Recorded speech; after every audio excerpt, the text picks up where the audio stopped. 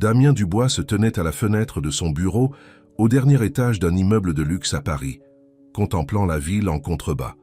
De là-haut, tout et tout le monde paraissait si petit, exactement comme il aimait. À 42, tant il possédait plus d'argent qu'il ne pourrait en dépenser en 10 vies. Le nom de la famille Dubois ouvrait toutes les portes de Paris, et son empire immobilier ne cessait de s'agrandir d'année en année. Encore un trimestre record, dit Jacques, son conseiller financier en brassant des papiers sur le bureau. Le conseil d'administration sera ravi. Damien écoutait à peine. Il observait l'équipe de nettoyage arriver pour son service du soir dans l'immeuble d'en face, sur la rue du Faubourg Saint-Honoré. Cela lui rappelait la femme qui nettoyait son propre bureau, Éléonore Moreau. Il ne s'était jamais donné la peine d'apprendre son nom de famille. Elle n'était qu'un visage de plus en uniforme, quelqu'un qui vidait ses poubelles et essuyait ses fenêtres pendant qu'il travaillait tard.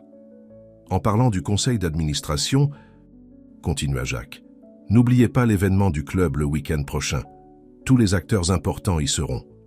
Le cercle de l'Union interalliée était le club social le plus exclusif de Paris. Seules les anciennes fortunes et un véritable pouvoir vous permettèrent de franchir ses portes. Damien y avait pratiquement grandi, regardant son père conclure des accords scellés autour d'un verre de cognac et de cigares. « Damien, m'écoutez-vous » demanda Jacques. « Bien sûr » répondit Damien, se détournant de la fenêtre. L'événement du club, cravate noire, la foule habituelle, des discours ennuyeux sur les prévisions du marché et votre rendez-vous. Le conseil d'administration s'attend à vous voir vous installer bientôt. Votre père disait toujours « Je sais ce que mon père disait », coupa Damien. « Je m'en occuperai. » Après le départ de Jacques, Damien s'assit à son bureau, irrité. Tout le monde le poussait constamment à se marier, à être à la hauteur de l'héritage familial Dubois. Il prit son téléphone pour appeler Sophie, son habituelle invitée pour ces événements, mais s'arrêta lorsqu'il entendit quelqu'un entrer dans le bureau. C'était elle, Éléonore. Elle poussa son chariot de nettoyage silencieusement, gardant les yeux baissés comme toujours. Quelque chose dans sa manière le gênait. Elle agissait comme si elle était invisible, comme si elle ne voulait pas s'imposer dans son monde important. Mais n'était-ce pas ce qu'il attendait? N'était-ce pas comme ça que ça devait être? « Bonsoir, monsieur Dubois », dit-elle doucement, commençant sa routine. Il la regarda travailler, une idée se formant dans son esprit. Ses amis, Antoine et Guillaume, seraient aussi à l'événement du club. Ils plaisantaient souvent sur le personnel de maison, pensant qu'ils étaient égaux de nos jours. Ne serait-ce pas drôle de leur montrer à quel point quelqu'un comme Éléonore serait déplacé dans leur monde? « Éléonore », dit-il soudainement, la faisant sursauter légèrement. Le cercle de l'Union interalliée organise un événement le week-end prochain. J'aimerais que vous veniez comme mon invité. Elle le regarda, clairement stupéfaite. « Monsieur Dubois, je ne pourrais absolument pas... » « J'insiste, » dit-il calmement. « Samedi à 8 heures. Cravate noire obligatoire. Bien sûr, mais je n'ai rien de convenable à porter et je ne suis pas membre. Vous serez mon invité, » dit-il, savourant son malaise. « Et ne vous inquiétez pas pour la robe. Considérez cela comme un bonus pour votre service dévoué. » Il écrivit l'adresse du cercle de l'Union interalliée et la lui tendit, imaginant déjà la réaction d'Antoine et de Guillaume. Ils pouvaient tous avoir bien besoin d'un bon fou rire.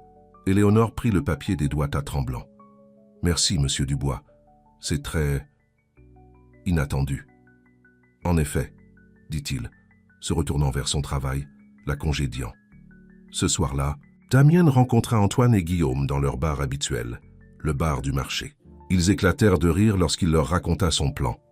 La femme de ménage, au cercle de l'Union interalliée? Antoine essuya des larmes de ses yeux. Elle sera comme un poisson hors de l'eau. Plutôt une souris dans une pièce pleine de chats, ajouta Guillaume. J'ai hâte de voir ça. Damien sourit, mais quelque chose clochait. Il repoussa ce sentiment. Ce n'était qu'une blague après. Tout. Des gens comme Éléonore avaient le besoin de connaître leur place dans le monde. Il lui rendait un service, vraiment. Elle apprendrait une leçon importante. La semaine passa rapidement. Damien remarqua qu'Éléonore n'était plus venue nettoyer son bureau, probablement prise de congé pour se préparer à sa grande soirée. Il se sentit presque mal à propos de ce qui allait arriver. Presque. Le samedi arriva et Damien se tenait dans le grand hall d'entrée du cercle de l'Union interalliée, acceptant les salutations de l'élite parisienne. Antoine et Guillaume l'entouraient, les trois hommes observant la porte comme des faucons. « Peut-être qu'elle ne viendra pas, » dit Guillaume après 1 heure. « Elle viendra, » répondit Damian avec assurance. « Des gens comme ça ne peuvent pas résister. A une chance de se déguiser dans notre monde. » Les mots avaient à peine quitté sa bouche que les portes massives du cercle de l'Union interalliée s'ouvrirent. Le bourdonnement habituel des conversations s'éteignit soudainement. Damian se retourna pour regarder et son cœur s'arrêta. Éléonore se tenait sur le seuil, mais ce n'était pas l'Éléonore qu'il connaissait. L'uniforme simple et les chaussures pratiques avaient disparu. La femme qui se fondait dans le décor avait disparu. À leur place se tenait quelqu'un d'autre entièrement, quelqu'un qui captivait l'attention sans la demander. Elle portait une robe bleu foncé qui semblait couler comme de l'eau lorsqu'elle bougeait. Ses cheveux noirs étaient élégamment relevés, révélant un cou gracieux orné d'un simple collier de perles. Mais ce n'étaient pas seulement les vêtements ou les bijoux, c'était la façon dont elle se tenait, le dos droit, le menton légèrement relevé, les yeux clairs et sans peur. « Mon Dieu !» murmura Antoine. « Qui est-ce » Damian ne put répondre. Il regarda Éléonore descendre les escaliers dans le hall, se déplaçant avec une grâce naturelle. Plusieurs des hommes les plus puissants de Paris se dirigèrent immédiatement vers elle. William Lefebvre, le milliardaire de la technologie. Michel Bernard, le magnate des médias. Même le sénateur Dupont s'écarta d'une conversation importante pour se présenter. « Damian » Guillaume le poussa du coude. « N'est-ce pas votre femme de ménage ?» Mais Damian l'entendit à peine. Il était trop occupé à regarder Éléonore sourire à quelque chose que le sénateur avait dit, tout son visage s'illuminant. Comment n'avait-il jamais remarqué la beauté de son sourire? « J'ai besoin d'un verre », murmura-t-il, se dirigeant vers le bar. Mais il ne pouvait pas échapper au son du doux rire d'Éléonore, ne pouvait pas éviter de voir à quel point elle s'intégrait facilement aux conversations avec des gens qu'il connaissait toute sa vie. La blague était censée être sur elle. Alors pourquoi avait-il l'impression d'être la chute? Éléonore n'avait pas du tout prévu de venir au club. Après l'invitation de M. Dubois, elle avait passé 3 nuits blanches à y penser. Elle savait que c'était probablement une blague. Elle avait nettoyé assez de bureaux pour savoir comment les hommes comme lui pensaient. Mais elle s'est souvenue des paroles de sa grand-mère.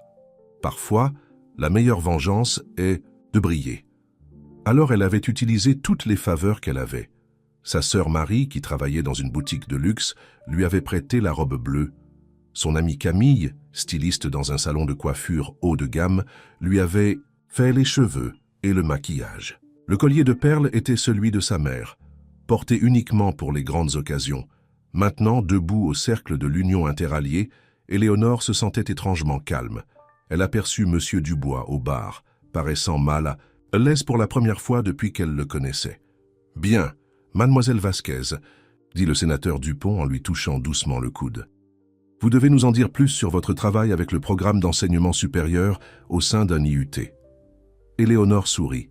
Elle n'avait pas mentionné qu'elle donnait des cours d'anglais langue étrangère 3 soirs par semaine, mais les nouvelles circulaient vite dans ces milieux. « Ce n'est rien de spécial, monsieur le sénateur, juste aider les gens à construire une vie meilleure. »« N'importe quoi, » interrompit William Lefebvre. « L'éducation est tout. Ma compagnie est toujours à la recherche de partenariats dans ce domaine. » De sa place au bar, Damian regarda la scène se dérouler, comme un cauchemar. Éléonore, mademoiselle Vasquez, il avait appris que c'était son nom complet, se débrouillait avec une parfaite aisance. Elle parlait doucement, mais avec assurance, écoutait attentivement et réussissait d'une manière ou d'une autre à faire en sorte que chacun autour d'elle se sente important. « Elle est plutôt quelque chose », dit une voix à côté de lui. C'était l'ancienne amie de son père, Marguerite Delacroix. La femme le connaissait depuis qu'il était en couche et n'hésitait jamais à dire ce qu'elle pensait. « C'est ma femme de ménage », dit Damian, regrettant immédiatement le ton amer de sa voix. Marguerite leva un sourcil. « Vraiment ? Drôle, elle ressemble plus à une reine tenant la cour. Je viens d'avoir une conversation fascinante avec elle sur le développement urbain dans les quartiers immigrés. » Damian vida son verre. La soirée tournait mal. Ce n'était pas censé se passer comme ça. Éléonore était censée se sentir mal à l'aise, déplacée. Au lieu de cela, elle se déplaçait dans la foule comme si elle y était née. « Votre rendez-vous est assez populaire, » dit Antoine, apparaissant à ses côtés. Le ton moqueur avait disparu de sa voix, remplacé par quelque chose comme de l'admiration. « Ce n'est pas mon rendez-vous, » coupa Damian. Non. Antoine sourit. Alors vous ne vous opposerez pas si je lui demande de dîner la semaine prochaine. Quelque chose de chaud et de laid tourna dans la poitrine de Damien. Il regarda un autre groupe de personnes influentes se rassembler autour d'Éléonore, attirés par son charme tranquille comme des papillons de nuit vers une flamme. J'ai entendu dire qu'elle dirige un programme d'alphabétisation dans son église, disait quelqu'un, et elle suit des cours de commerce le soir, ajouta une autre voix. Chaque nouvelle révélation frappa Damien comme un coup physique. Combien de temps avait-elle nettoyé son bureau? Combien de fois avait-elle travaillé silencieusement pendant qu'il passait des appels, concluait des marchés, vivait sa vie sans vraiment la voir, Monsieur Dubois? La voix d'Éléonore coupa ses pensées. Elle se tenait devant lui, ses yeux sombres croisant les siens directement. « Merci pour l'invitation. C'était une agréable soirée. Vous partez ?» Les mots sortirent plus aigres qu'il ne l'avait prévu. « Oui, j'ai un cours tôt demain. » Elle sourit, mais ce n'était pas jusqu'aux yeux. Certains d'entre nous doivent encore gagner leur vie. Avant qu'il ne puisse répondre, William Lefebvre apparut. « Mademoiselle Vasquez, permettez-moi d'appeler mon chauffeur. Nous aimerions que vous visitiez notre fondation la semaine prochaine. »« C'est très gentil, » dit Éléonore, « mais je suis à l'aise pour prendre un taxi. »« N'importe quoi, » intervint le sénateur Dupont. « Ma voiture est déjà en attente. » Damien regarda impuissant Éléonore être escortée par deux des hommes les plus puissants de Paris. La blague avait terriblement échoué. Il avait essayé de l'humilier, mais elle avait surpassé tout le monde dans la pièce. « Eh bien, chérie, » dit Marguerite Delacroix en lui tapotant le bras. « Je ne t'avais pas vu aussi perturbé depuis que tu es tombé dans la piscine du club à ton 6e anniversaire. »« Je ne suis pas perturbé, » protesta Damien. « Non? Alors pourquoi écrases-tu ce verre dans ta main ?» Damien baissa les yeux. Ses jointures étaient blanches autour du verre. Il le posa soigneusement, essayant de rassembler ses pensées. « Tu sais, » continua Marguerite, « ton père disait toujours que l'argent n'achète pas le raffinement. Éléonore le prouve. Elle a quelque chose que tu ne peux pas acheter, chérie, une grâce authentique. » Les mots piquèrent parce qu'ils étaient vrais. Éléonore avait montré plus de raffinement en une soirée que lui de toute sa vie. Elle avait pris sa cruelle blague et l'avait transformée en triomphe. « Si vous me le permettez, » dit Damien froidement. « J'ai besoin d'air. » Il sortit sur la terrasse du club, détachant son nœud papillon. Les lumières de la ville brillaient en contrebas, mais tout ce qu'il pouvait voir était le visage d'Éléonore lorsqu'elle l'avait remercié pour l'invitation. Elle avait su exactement ce qu'il avait essayé de faire, et elle avait retourné la situation complètement. Pour la première fois de sa vie, Damien Dubois se sentait petit, et il n'avait personne à blâmer que lui-même. Le lundi matin arriva trop vite. Damien était assis dans son bureau fixant la porte. Est-ce qu'Éléonore viendrait nettoyer aujourd'hui? Que dirait-il si elle le faisait? Les événements du week-end continuaient de se jouer dans son esprit comme un mauvais film. Son téléphone n'arrêtait pas de sonner. William Lefebvre voulait les coordonnées d'Éléonore pour sa fondation. Le cabinet du sénateur Dupont a appelé au sujet d'une initiative de développement communautaire. Même les membres de son propre conseil d'administration demandèrent des nouvelles de cette femme remarquable à du club. Le grincement familier du chariot de nettoyage le fit lever les yeux.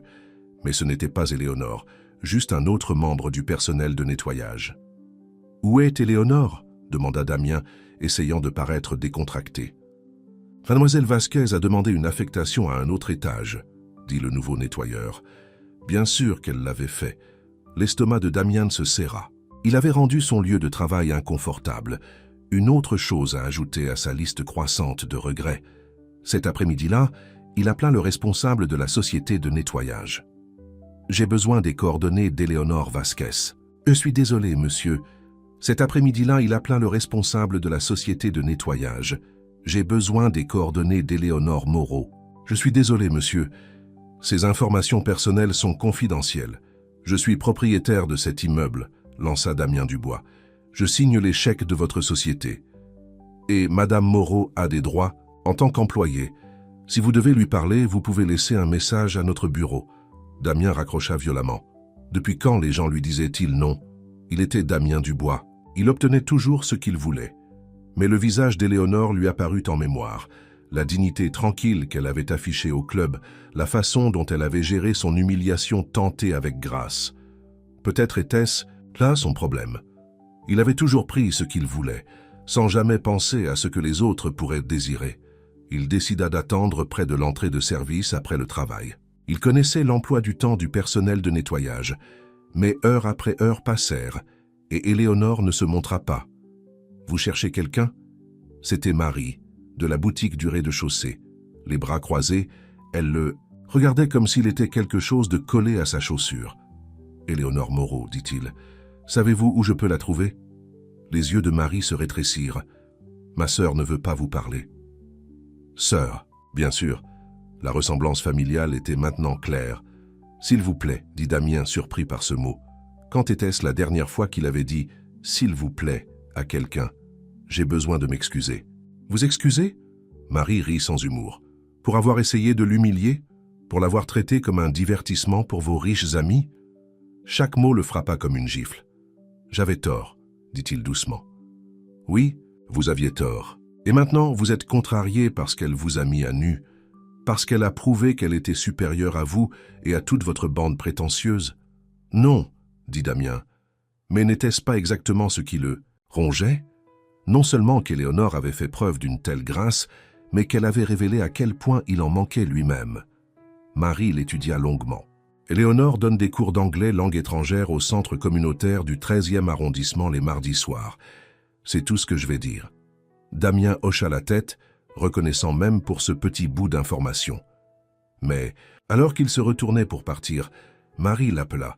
« Monsieur Dubois, si vous blessez ma sœur à nouveau, souvenez-vous que je sais où vous faites nettoyer vos costumes. Et l'eau de Javel est très facile à mélanger avec d'autres produits chimiques. » La menace était claire et, étrangement, Damien se sentit davantage respecter Marie pour l'avoir proférée.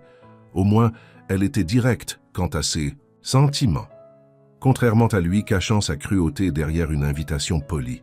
Ce soir-là, il ne put dormir. Il continuait de voir Éléonore au club, belle et élégante. Mais maintenant, d'autres images s'y mêlaient. Éléonore nettoyant tranquillement son bureau pendant qu'il l'ignorait, Éléonore enseignant à des étudiants après avoir travaillé toute la journée, Éléonore construisant une vie pleine de sens tandis qu'il ne construisait que son compte en banque. Son téléphone vibra. C'était Antoine demandant le numéro d'Éléonore, supprimé. Puis Guillaume disant qu'il aimerait avoir Éléonore à son prochain gala de charité, supprimé. Même sa mère appela, voulant en savoir plus sur cette charmante femme du club. « Elle n'est pas intéressée, » dit Damien sèchement. « Par vous, voulez-vous dire ?» répondit sa mère. « Je ne peux pas dire que je la blâme. » Le mardi arriva. Damien changea de costume 3 fois avant de se rendre au centre communautaire. Il se sentait nerveux, une autre sensation inconnue. Que dirait-il? Comment pouvait-il réparer cela? Le centre communautaire était un bâtiment miteux dans un quartier qu'il n'avait jamais visité. À travers une fenêtre, il put voir Éléonore debout devant un tableau blanc, enseignant à une salle d'adultes. Elle portait à nouveau des vêtements simples, mais elle avait la même présence qu'il avait vue au club. Ses élèves la regardaient avec respect et affection, alors qu'elle les aidait à pratiquer des phrases anglaises. Damien resta là, observant, comprenant pour la première fois qu'Éléonore ne s'était pas transformée pour le club. Elle avait toujours été cette personne, forte, digne, gentille. Il avait simplement été trop aveugle pour le voir. Il tendit la main vers la poignée de porte puis s'arrêta. Quel droit avait-il de interrompre son cours, de s'insérer dans la vie qu'elle avait construite? Peut-être que les meilleurs excuses seraient de la laisser tranquille, mais alors qu'il se retournait pour partir, la porte s'ouvrit. Éléonore se tenait là, ses yeux croisant les siens. « Monsieur Dubois, » dit-elle doucement, « aviez-vous besoin de quelque chose ?»« J'ai besoin de m'excuser, » dit Damien se tenant maladroitement dans le couloir du centre communautaire. « Ce que j'ai fait était cruel. » Éléonore le regarda longuement. « Mes élèves m'attendent, » dit-elle finalement. « Si vous voulez parler, vous pouvez attendre la fin du cours. » Pendant l'heure suivante, Damien resta au fond de la salle de classe regardant Éléonore enseigner. Ses élèves venaient de tous les horizons. Des grands-mères âgées, de jeunes ouvriers du bâtiment, des mères fatiguées avec de la détermination dans les yeux. Éléonore les aidait toutes avec patience et respect, exactement ce qu'il ne lui avait jamais montré.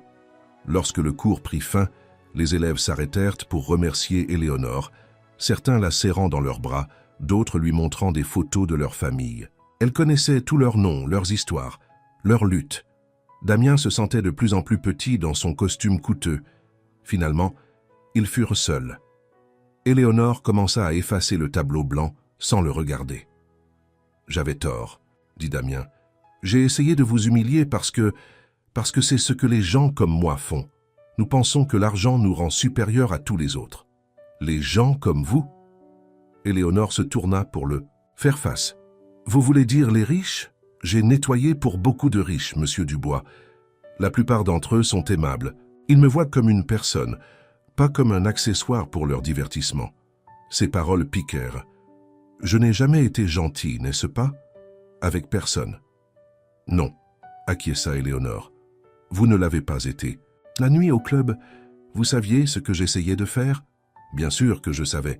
Je ne suis pas stupide, monsieur Dubois. J'ai déjà eu affaire à des brutes. Mais ma grand-mère m'a appris quelque chose d'important.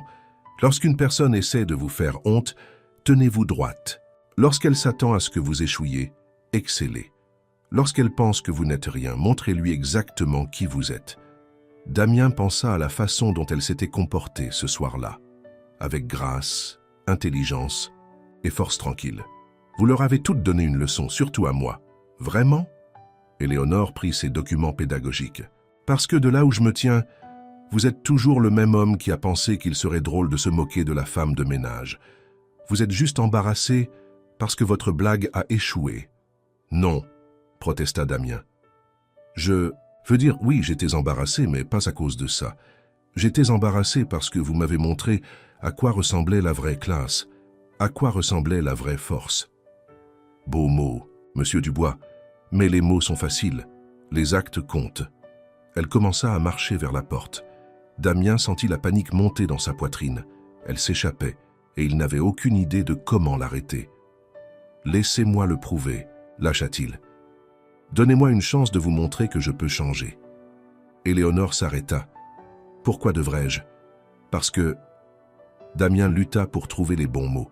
« Parce que pour la première fois de ma vie, je veux être meilleur que ce que je suis, et je pense que vous êtes la seule personne qui puisse me montrer comment. Je ne suis pas un centre de réforme pour riches gâtés, monsieur Dubois. J'ai ma propre vie, mes propres rêves. Je sais, parlez-moi, s'il vous plaît. » Éléonore l'étudia, réfléchissant. « Vous voulez prouver que vous pouvez changer ?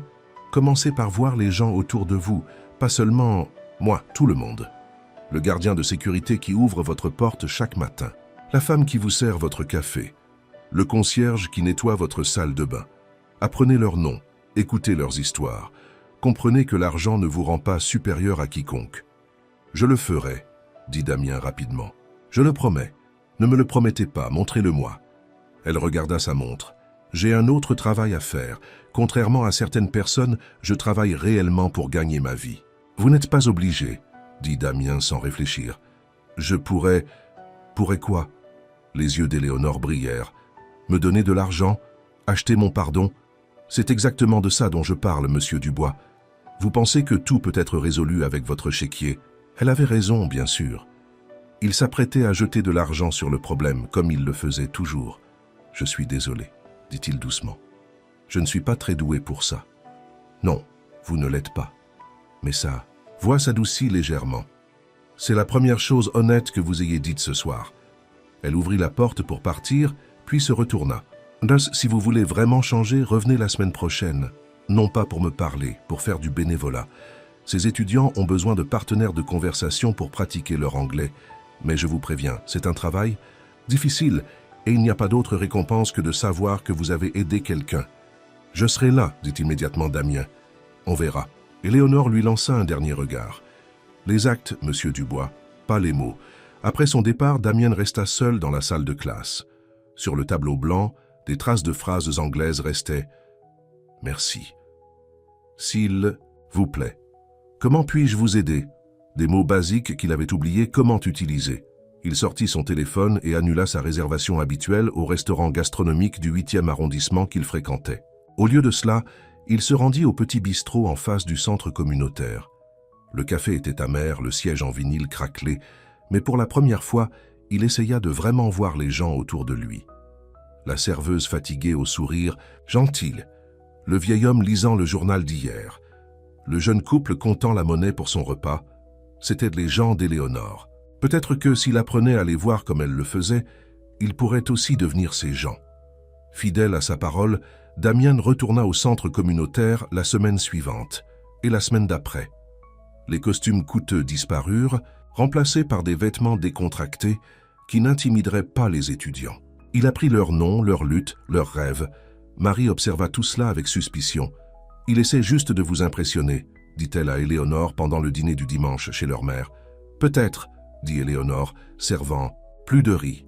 Mais il aide les gens en même temps. » Leur mère, Sophie, étudia attentivement sa fille. « Tu l'aimes ?»« Maman, non.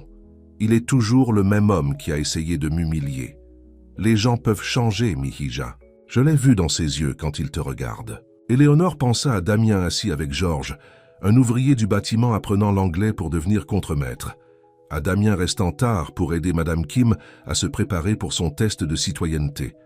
À la façon dont son sourire, arrogance était adouci en quelque chose de réel. Mais ensuite, William Lefebvre appela à nouveau, l'invitant à dîner. Le cabinet du sénateur Dupont lui offrit un poste à la tête de son programme de sensibilisation communautaire. Elle avait travaillé dur pour obtenir de telles opportunités.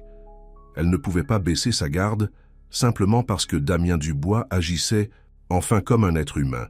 Au travail, les rumeurs se répandirent. Le responsable de la société de nettoyage la convoqua pour une réunion. « Est-il vrai que vous sortez avec Damien Dubois ?»« Non, dit Éléonore fermement. Je ne sors avec personne. Bien, gardez-le ainsi.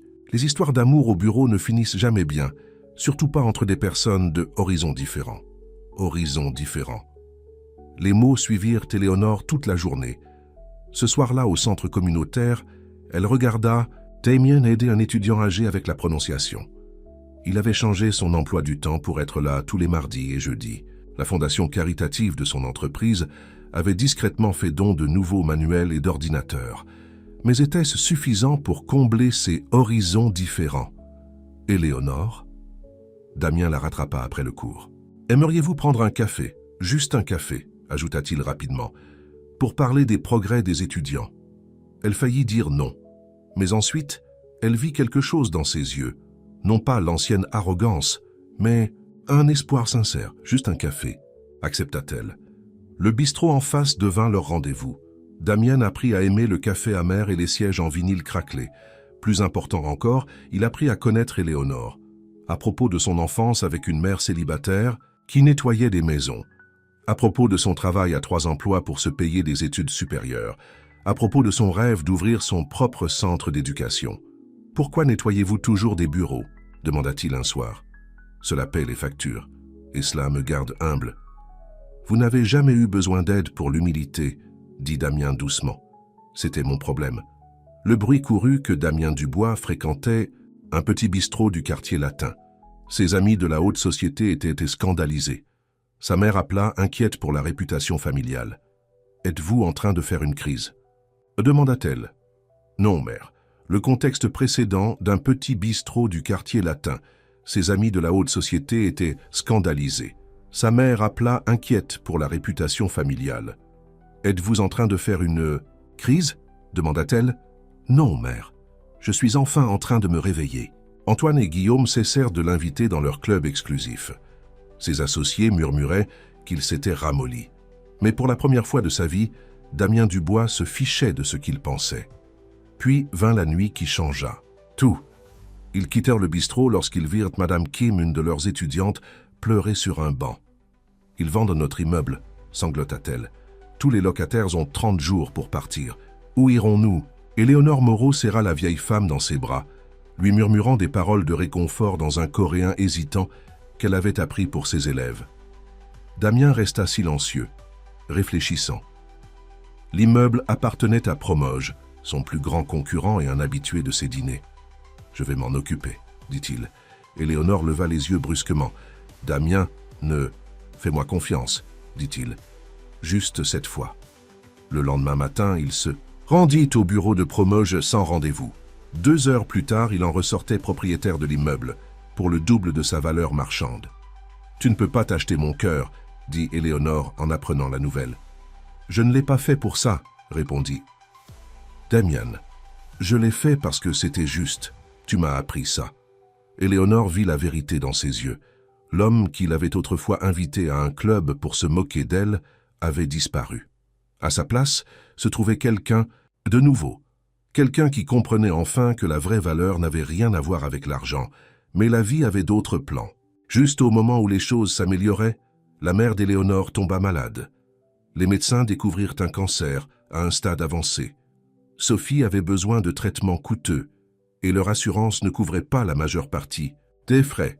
Éléonore prit des quarts de ménage supplémentaires. Elle commença à manquer des cours au centre communautaire, laissant d'autres bénévoles la remplacer. Damien regardait impuissant les ombres sous ses yeux s'assombrir.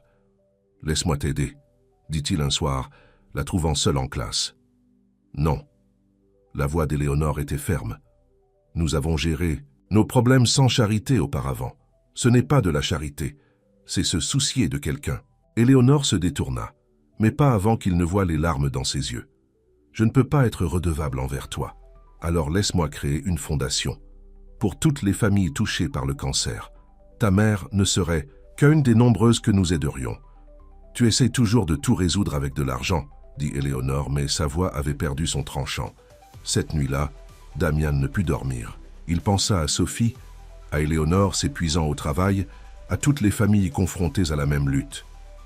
Au matin, il avait un plan. Il convoqua une réunion extraordinaire du conseil d'administration de son entreprise. Les membres du conseil furent choqués lorsqu'il annonça son intention de vendre son jet privé et plusieurs propriétés pour financer une nouvelle fondation de soins de santé. « As-tu perdu la tête ?» demanda sa mère par la suite. « D'abord la femme de ménage, maintenant ça ?» Son nom est Éléonore, dit Damien calmement, et elle m'a appris que posséder de l'argent ne signifie rien si on ne l'utilise pas pour aider les autres. La fondation fut lancée rapidement.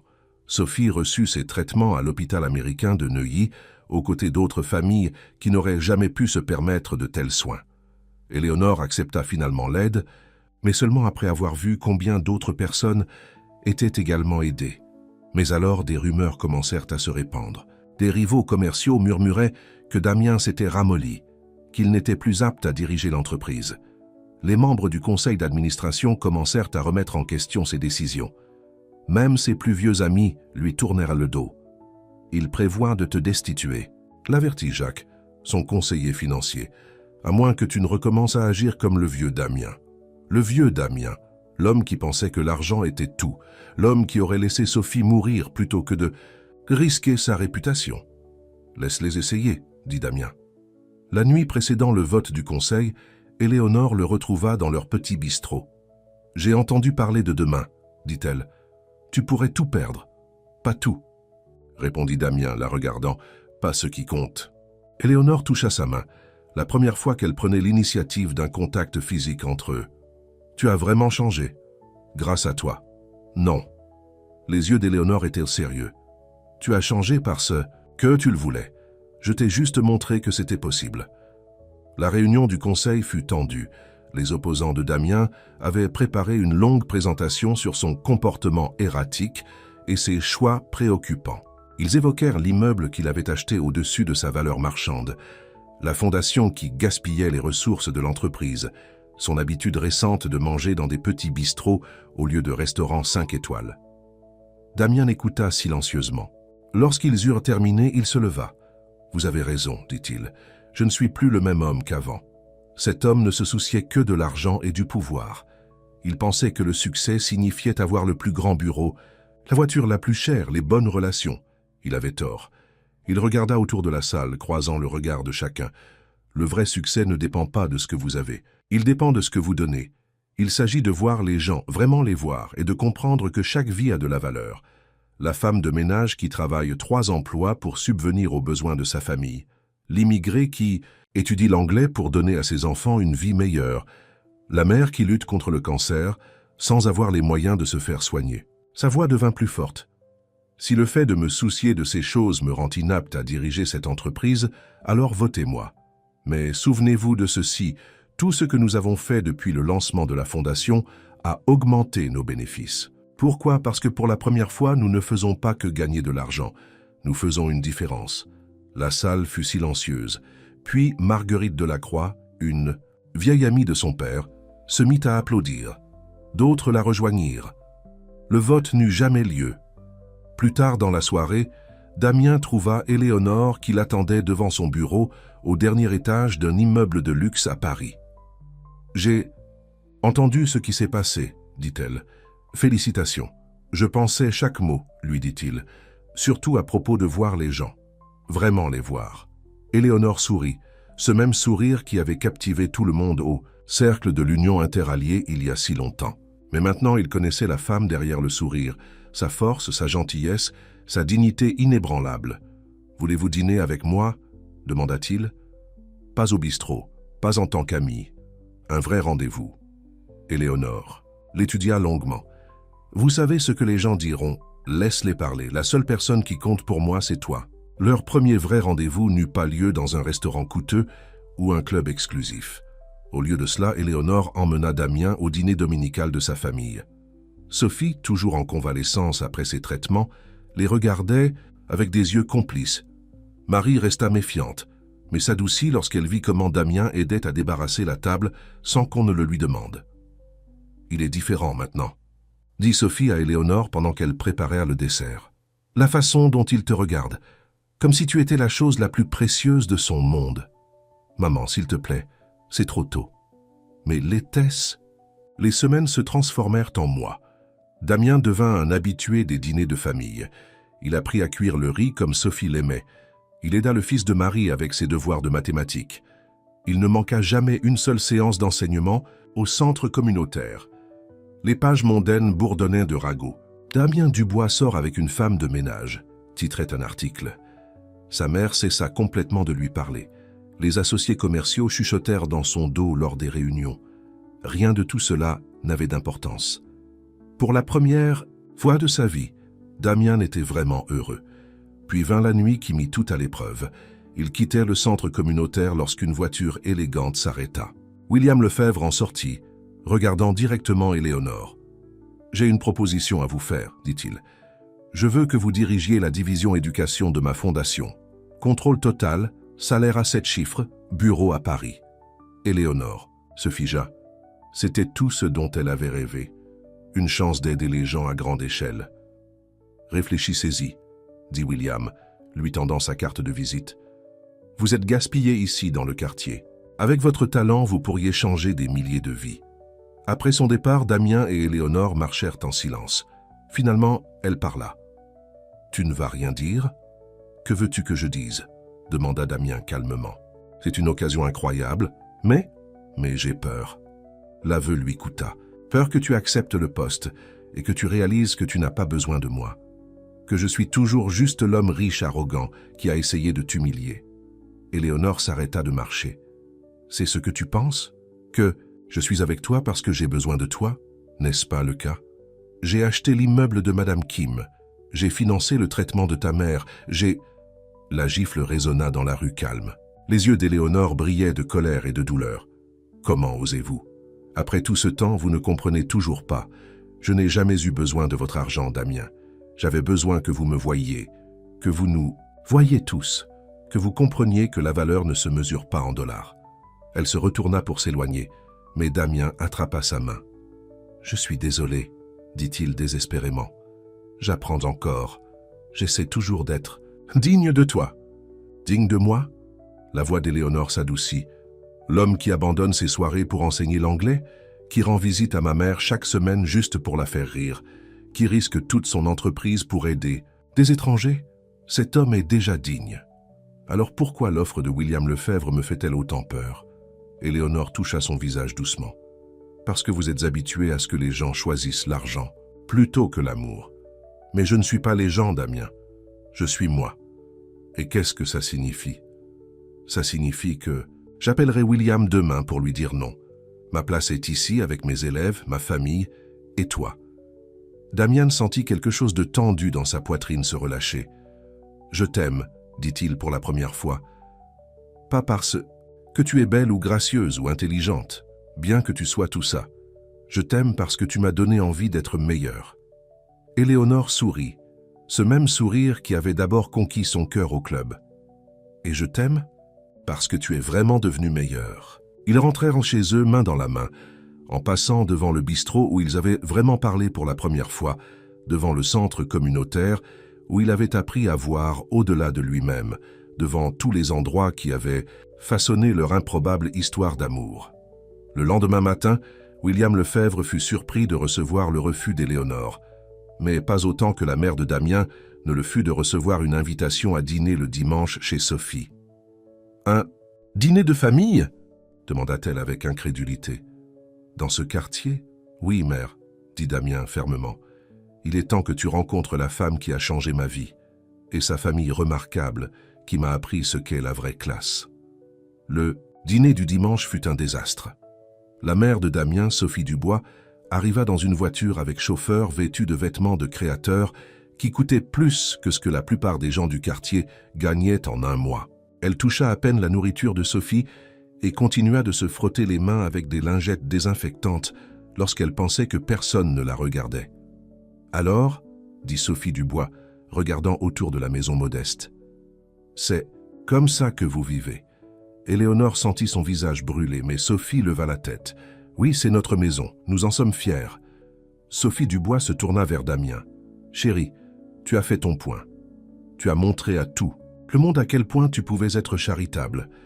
Mais sûrement ce petit jeu a assez duré. » « Jeu ?» La voix de Damien était dangereusement calme. « Tu penses qu'aimer Éléonore est un jeu? Amour ?» Sophie Dubois rit. « S'il te plaît, Damien, nous savons tous les deux de quoi il s'agit. Elle t'utilise pour ton argent, comme toutes les autres. »« Mère, » avertit Damien, mais Éléonore posa une main sur son bras. « Madame Dubois, » dit Éléonore calmement, « je comprends votre inquiétude. Vous voulez protéger votre fils, mais vous devriez savoir que j'ai refusé des offres meilleures que l'argent de Damien. » « Quelles offres ? William Lefebvre m'a proposé un poste à la tête de sa fondation. Le sénateur Dupont m'a voulu pour son programme communautaire. J'ai refusé les deux. Savez-vous pourquoi ? » Le visage parfaitement maquillé de Sophie Dubois montra un éclair de surprise. « Parce que l'argent n'est pas tout, » continua Éléonore. « Quelque chose que votre fils a enfin appris.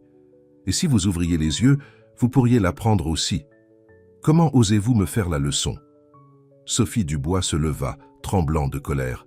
« J'ai passé ma vie dans les meilleurs cercles, en construisant les bonnes relations.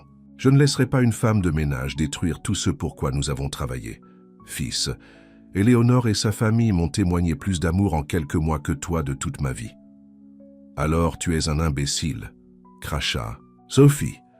Elle saisit son sac à main de créateur et s'enfuit en tempête. Le silence régna dans la pièce. Puis Sophie se leva et serra Damien dans ses bras.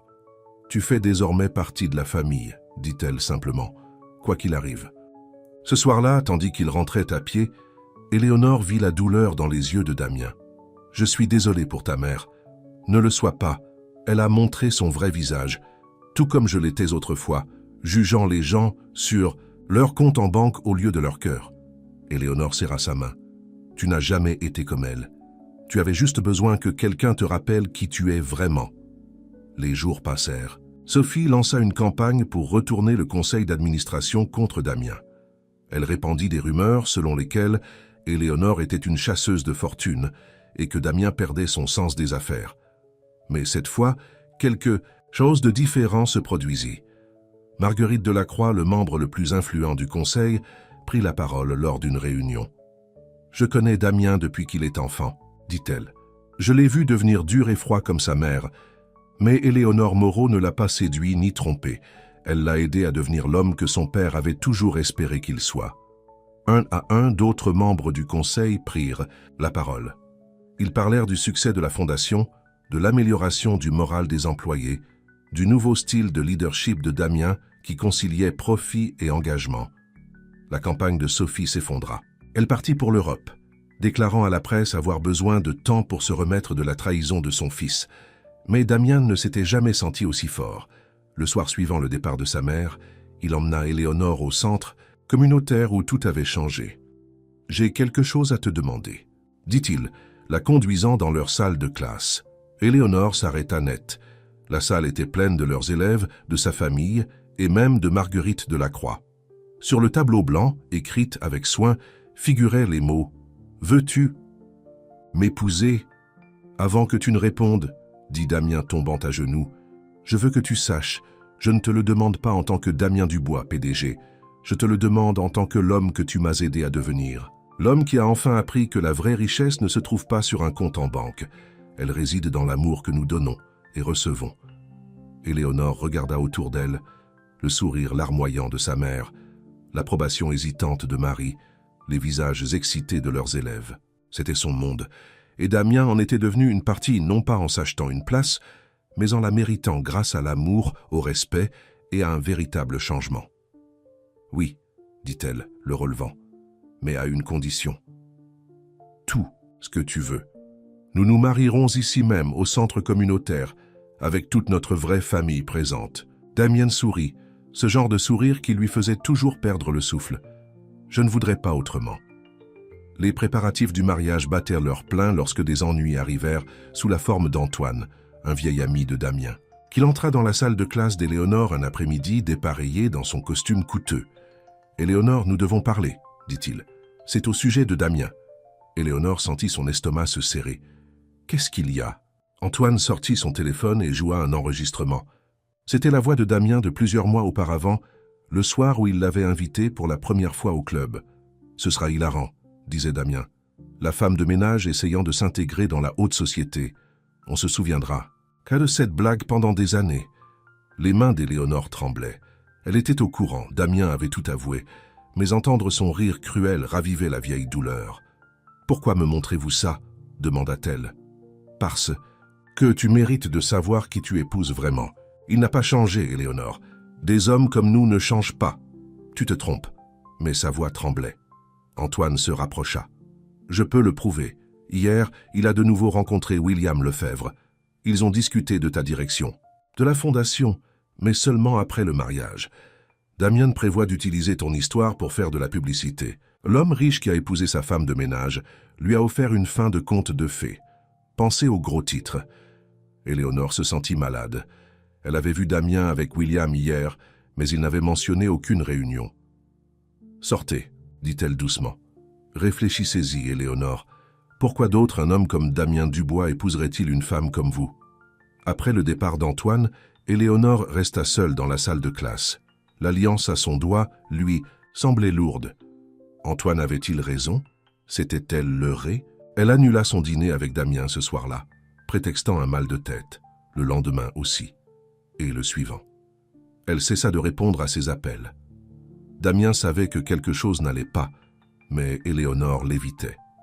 Elle se jeta dans l'enseignement, dans l'aide à sa mère, dans tout ce qui pouvait la distraire du doute qui rongeait son cœur. Une semaine passa. Puis Sophie la confronta. « Ma fille, que fais-tu? Cet homme t'aime. Est-ce vrai, maman? Ou aime-t-il l'idée de moi, l'histoire parfaite de rédemption ?» Sophie prit les mains d'Éléonore. « J'ai vu comment il te regarde quand tu ne regardes pas, comment il se souvient des noms de chacun, de leurs histoires, comment il s'assoit pendant des heures avec le petit-fils de Madame Kim, l'aidant à faire ses devoirs. Ce n'est pas pour faire le spectacle, mais l'enregistrement appartient au passé. Nous avons tous un passé, Éléonore. Ce qui compte, c'est qui nous choisissons de devenir. » Ce soir-là, Éléonore ne put dormir. Elle conduisit jusqu'au centre communautaire, ayant besoin de réfléchir. Mais quelqu'un était déjà là. Damien était assis dans leur salle de classe, la tête entre les mains. Sur son bureau se trouvait une pile de papier. « Que fais-tu ici ?» demanda Éléonore. Il leva les yeux, surpris. « Éléonore, je viens ici tous les soirs en espérant que tu viendrais. » « Que sont ces papiers ? » ?»« La vérité. » Il les poussa vers elle. « La vraie raison pour laquelle j'ai rencontré William Lefebvre. Je fais don de la moitié de ma fortune pour créer une fondation pour l'éducation. Non pas pour faire de la publicité, mais pour toi. Parce que tu m'as montré ce qui compte vraiment. » Éléonore ramassa les papiers. La fondation offrirait des bourses, des formations professionnelles, des cours de langue. Tout ce dont elle avait rêvé de faire. « Mais tu ne la dirigeras pas, » continua Damien, « à moins que tu le veuilles. Je n'essaie pas de t'acheter ou de te contrôler. Je veux juste t'aider à réaliser tes rêves, de la même manière que tu m'as aidé à devenir un meilleur homme. » « Antoine m'a montré l'enregistrement, » dit Éléonore doucement. « De la nuit du club. Je sais, il est venu pour se vanter. Ils pensaient nous détruire. Mais, Éléonore, cet enregistrement, ce n'est plus moi. Si tu ne me crois pas, demande à nos élèves. Demande à Madame Kim. Demande à tous ceux qui ont vu combien tu m'as changé. » Éléonore regarda autour de la salle de classe. Chaque recoin recelait des souvenirs. Damien enseignant la prononciation, aidant avec les formulaires de citoyenneté, célébrant lorsque les élèves obtenaient de meilleurs emplois. La fondation, dit-elle lentement, c'était une surprise pour le mariage? Oui, mais rien de tout cela n'a d'importance sans toi. J'abandonnerai tout, l'argent, l'entreprise, tout, juste pour te retrouver. Éléonore toucha son visage, sentant le duvet rêche des nuits blanches. C'est exactement pour ça que je suis tombée amoureuse de toi. Non pas à cause de ce que tu pouvais me donner, mais à cause de qui tu es devenu. Qui je suis devenu grâce à toi. Murmura Damien. Éléonore prit les papiers de la fondation et les déchira en deux. Damien la regarda, choqué. Nous n'avons pas besoin de grands gestes, dit-elle. Juste de l'amour. Un amour vrai, construit sur la confiance et la compréhension. Le genre d'amour qui change les gens de l'intérieur. Le centre communautaire fut transformé pour le mariage. De simples fleurs blanches décorèrent les murs de la salle de classe. Des chaises pliantes avaient remplacé les pupitres des élèves. Leurs élèves ont aidé à tout, fiers de faire partie de ce moment. Éléonore portait une simple robe blanche que Marie avait modifiée. Le collier de perles de sa mère, le même qu'elle portait au club ce soir-là, ornait son cou. Sophie, désormais guérie du cancer, ne pouvait s'empêcher de pleurer en aidant sa fille à se préparer. « Regarde-toi, » dit Sophie. « Ma belle-fille qui n'a jamais perdu sa dignité, quoi que la vie lui ait lancé. » Damien attendait à l'avant de la salle de classe, où il avait passé tant de soirées à aider les élèves à poursuivre leurs rêves. Il portait un costume, mais pas sa marque de créateur habituelle. Celui-ci provenait du petit atelier de couture de M. Park, en bas de la rue. Marguerite Delacroix était assise au premier rang, représentant le monde des affaires qui avait autrefois constitué toute la vie de Damien. Mais elle n'était pas... Seul William Lefebvre était également présent, ainsi que le sénateur Dupont. Ils étaient tous venus assister à quelque chose de rare, un véritable amour qui transgressait toutes les frontières créées par la société. Sophie Hale était remarquablement absente. Elle avait envoyé une lettre d'Europe, pleine d'insultes et d'avertissements à peine voilés. Damien l'avait jetée sans y penser une seconde. Le mariage fut simple, mais parfait. Madame Kim joua du piano, une compétence que personne ne connaissait, jusqu'à ce qu'elle le propose. Georges, le maçon devenu contremaître grâce à ses cours d'anglais, conduisit Éléonore jusqu'à l'hôtel aux côtés de sa mère. Lorsque vint le moment des vœux, Damien prit la parole le premier. « Éléonore, je t'ai rencontrée alors que j'étais perdu, même si je ne le savais pas. Je pensais avoir tout, parce que je pouvais tout acheter. Mais tu m'as montré que les choses les plus précieuses de la vie ne peuvent pas s'acheter. L'amour, le respect, la dignité.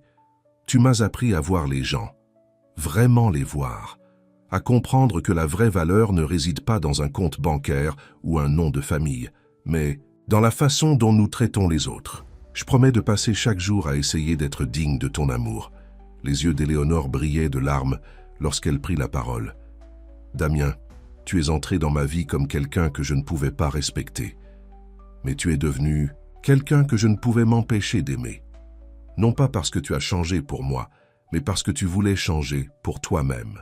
Tu as appris que la vraie classe ne dépend pas de l'endroit où tu manges ou de ce que tu portes, mais de la façon dont tu fais sentir les autres. Je promets de continuer à t'aider à grandir, tout comme tu m'aides à poursuivre mes rêves. » Ils échangèrent de simples alliances en or. Lorsque le ministre les déclara mari et femme, leurs élèves éclatèrent en applaudissements dans une douzaine de langues différentes. La réception se déroula à la cafétéria du centre communautaire. Les plats faits maison de Sophie étaient accompagnés de plats apportés par des étudiants du monde entier. Il n'y avait pas de champagne, juste du punch et du café de leur petit bistrot préféré. Antoine se présenta sans invitation, s'attendant à voir que son sabotage avait fonctionné. Au lieu de cela, il trouva Damien et Éléonore en train de danser, entourés d'une famille qui n'avait rien à voir avec le sang ou la classe sociale. « Tu l'aimes vraiment, » dit-il, comprenant enfin. « Plus que tout, » répondit Damien. « Maintenant pars, tu n'es pas le bienvenu dans notre monde. » En fin de soirée, Éléonore et Damien se faufilèrent dans leur salle de classe. Le tableau blanc affichait encore les phrases anglaises de la dernière leçon. « Tu te souviens de la première fois où tu es venu ici ?» demanda Éléonore. « Tu pouvais à peine regarder nos élèves dans les yeux. Maintenant, ils font partie de la famille, » dit Damien, « tout comme toi. » Éléonore toucha le tableau blanc. « Que se passe-t-il maintenant ?»« Maintenant, nous continuons à enseigner, à aider, à aimer, mais surtout, » il la serra dans ses bras. « Nous vivrons heureux pour toujours, non pas parce que nous le devons, mais parce que nous le choisissons. » Chaque jour, dehors, les lumières de la ville scintillaient. À l'intérieur de leur salle de classe, deux personnes de mondes différents avaient créé quelque chose de nouveau. Un amour qui prouvait que l'argent ne pouvait pas acheter le bonheur, mais que renoncer au besoin d'argent pouvait vous y conduire directement. Sophie l'a dit le mieux à la réception. Certaines personnes naissent dans la richesse, d'autres atteignent la richesse. Mais ma Éléonore et mon Damien, ils ont découvert quelque chose de mieux. Ils ont trouvé des cœurs riches. Et ça, mes amis, vaut plus que tout l'argent du monde. Le lendemain matin, Éléonore et Damien reprirent leur routine normale. Elle enseignait toujours ses cours, il dirigeait toujours son entreprise.